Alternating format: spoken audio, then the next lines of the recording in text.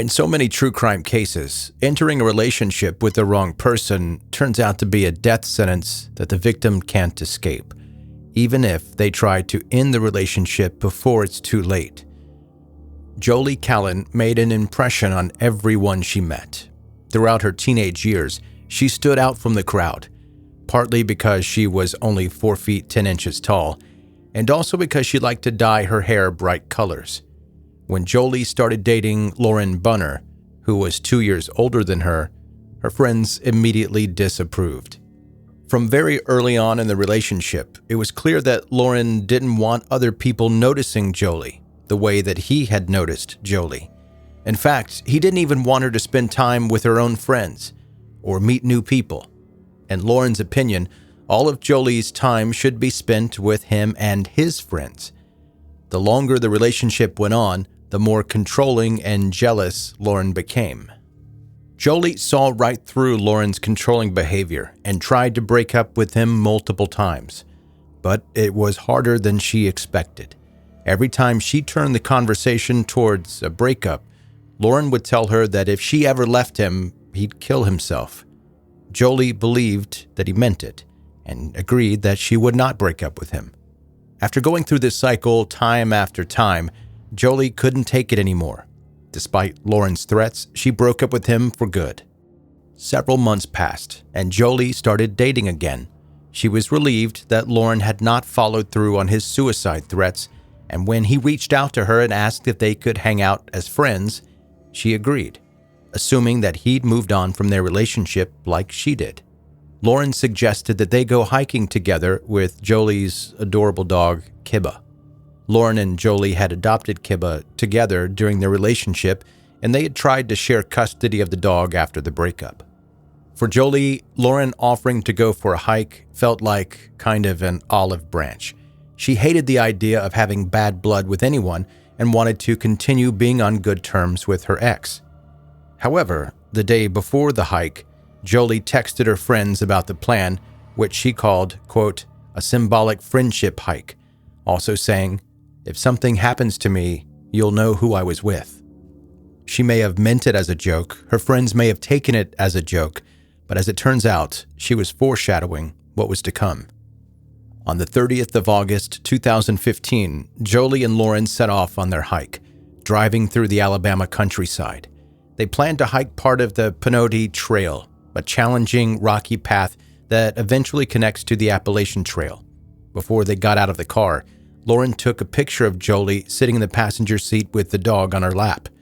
He posted it to Instagram, writing, "On our way to go hiking," and ending the post with the heart emoji. It was as if he wanted to document the day, showing everybody who followed him that he had not lost Jolee after all. On multiple occasions during the hike, Lauren stopped to take more pictures of Jolee and Kibba to post on his Instagram. The last two photos show Jolee standing in front of cliffs. In the first, she was holding Kibba in her arms, and in the second, she was standing alone. In both images, Jolee is facing away from the camera, taking a photo of the view with her own phone. Minutes after the final photo was taken, Lauren pulled out a gun that he'd secretly carried with him, a .22 caliber bear claw. He took aim and fired the first bullet, which struck Jolee in the back of the head. She didn't have time to move. She didn't have time to panic. She didn't even see him fire the gun. Jolee immediately crumpled to the ground, lying face down and unmoving. But Lauren wasn't done. To make sure she was dead, he rolled her over and shot her a second time at point-blank range directly between the eyes. Then, he pushed her body off the edge of the cliff, where it fell 40 feet to the ground below. Despite making the effort to push Jolee off the cliff and out of sight, he didn't try to hide what he had done. He walked back to his car without Kibba or Jolee, and once he was there, he calmly placed a call to 911, telling the operator, quote, "I want to turn myself in for the murder of my ex-girlfriend, Jolee Callan, that happened just a little while ago on Cheaha Mountain." When the police made their way to the area, Lauren didn't try to flee. He sat in his car, covered in Jolee's blood, waiting to be arrested. and it wasn't hard for local law enforcement to find the scene of the crime. A significant amount of Jolee's blood was visible on the edge of the cliff, right where she had been pushed over. For the police, the case seemed pretty straightforward. They had the body, they had the murder weapon, and a suspect had turned himself in almost immediately. But despite confessing to the killing himself, when Lauren was arrested and swiftly charged with Jolee's murder, he pleaded not guilty. At his trial, Lauren's story was that he and Jolee had actually agreed on a murder-suicide pact, which involved Lauren shooting Jolee and then turning the gun on himself. However, Lauren had decided not to go through with the pact after all. But this change of heart had only occurred after Jolee had already been shot twice and pushed off of a cliff. Jolee's friends and family did not believe this story for a second. Not only did they know that Jolee had not been suicidal or depressed, they also knew the details of Jolee's relationship with Lauren, how controlling he had been, and how he convinced Jolee not to break up with him whenever she tried to leave.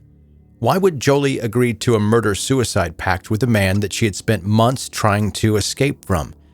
Why would the pact have been carried out on a hike, which Jolee had been excited for, months after the breakup when she was dating a new guy? For the people that knew Jolee, the truth seemed clear. After Lauren's suicide threats failed to deter her from ending the relationship, Lauren had murdered her, either as revenge for the breakup or because she refused to get back together with him. When she died, Jolee Callan had only been 18 years old, and when he killed her, Lauren Bunner had been 20. Although he wasn't a minor at the time of the crime, Lauren's attorneys argued that he was eligible for youthful offender status due to his Asperger's syndrome. In Alabama, youthful offender status allows defendants who are less than 21 years old to avoid serving more than 3 years of jail time, no matter what crime they committed. And it's super uncommon for a 20-year-old to be granted youthful offender status, especially when they've been charged with murder. As Jolee's friends and family looked on in horror, Lauren was granted youthful offender status, meaning that, although he'd murdered an 18-year-old girl in cold blood, he would receive a maximum sentence of 3 years in prison. Jolee's loved ones weren't the only ones who were outraged by the verdict. Because of the morbid Instagram posts and brazen nature of the killing, a media frenzy had formed around the case. It became so high profile that Lauren had to wear a bulletproof vest in and out of the courthouse, a luxury that Jolee had not been able to have on their hike. Jolee's dad, Michael Callan, refused to accept the verdict. He made a call to an ABC television affiliate, organizing a petition to send the case back to the court. By December of that year, the Callans celebrated a huge win in court. Lauren's youthful offender status was revoked. In July 2017, for the first time since he confessed to murder on the 911 call, Lauren Bunner admitted that he had killed Jolee and pleaded guilty to murder. His attorneys continued to argue that Lauren's mental illness should be taken into consideration during his sentencing. But the judge was not convinced by these arguments. Lauren had been in his right mind at the time of the murder, and the fact that he'd packed a gun with him proved that Jolee's death had been planned. The judge believed that Lauren's Asperger's or any other mental health issues did not reduce his responsibility for Jolee's death. 2 years after Jolee died, Lauren was sentenced again, this time as an adult. He was given 52 years in prison, but would be eligible for parole after serving 15. It wasn't as harsh of a sentence as the Callans wanted, but it was enough for them to feel as if Jolee's murderer had not gone unpunished.